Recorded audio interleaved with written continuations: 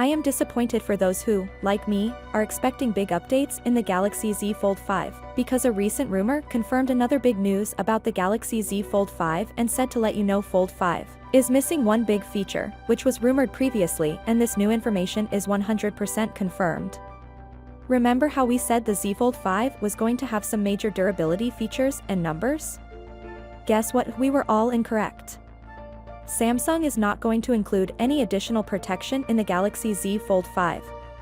We are not going to get the IP58, but water and dust resistance. We will only see IPX8 rating only for water resistance, and X represents no dust resistance option. This could be one of the major disadvantages of the Fold 5, as Fold 5 is going to come with the new hinge design, which allows Fold 5 to get a flat folded design.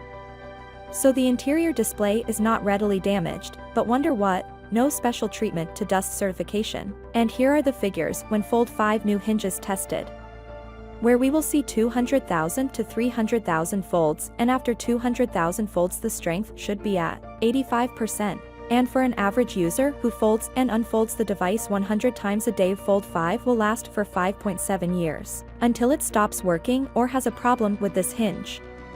According to reports, the Fold 5 will include a 50-megapixel primary shooter, a 12-megapixel ultra-wide sensor, a 10-megapixel telephoto sensor, a 10-megapixel ultra-selfie shooter, and a 4-megapixel UDC under-display camera.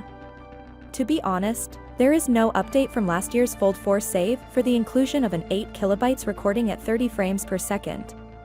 Instead of increasing camera numbers, Samsung is banking on improved camera optimization.